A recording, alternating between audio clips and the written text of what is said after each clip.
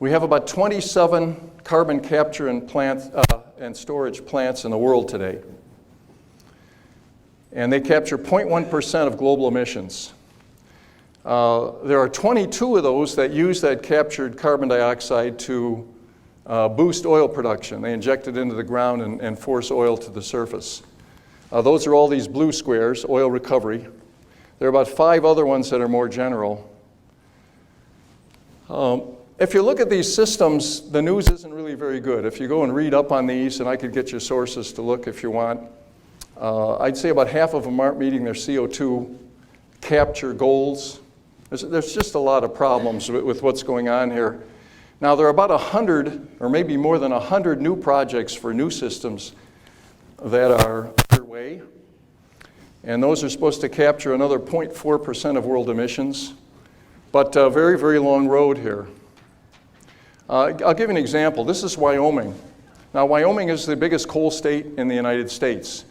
They get 85% of their electricity from coal, and they do 41% of U.S. coal mining.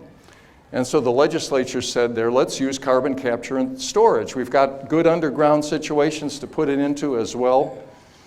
So they passed House Bill 200, March 2020, said we'll do 20% CCS capture from our coal plants by the year 2030. But the 2 big utilities, Black Hills Energy and Rocky Mountain Power, said, they studied it, they said this is way too expensive.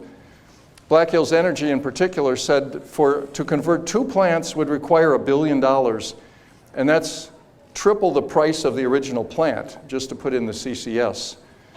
And Rocky Mountain Power came out with a similar reading. I hope you have a feeling of the massive scale that would be required for this. Consider the Drax power plant in England, the 3rd biggest in Europe, 3.9 gigawatts of power. This plant has converted over the years 2/3 of it. It used to run all coal. It converted 2/3 of it to wood chips. And delivering the wood chips, they have their own Drax rail cars here. And they also have 5 railroad tracks surrounding this facility in concentric circles. Every day, to provide enough wood chips, they require 475 hopper cars every single day to drive those plants. Now, when you go capture the carbon dioxide, you're pulling 2 oxygen atoms for every carbon atom that you're trying to capture. So that roughly doubles the volume. So the volume that you need to capture for this one plant is double the load of 475 train cars a day. And then you got to put that somewhere. You got to put it through pipelines. You got to put it underground. I mean, the scale is just massive.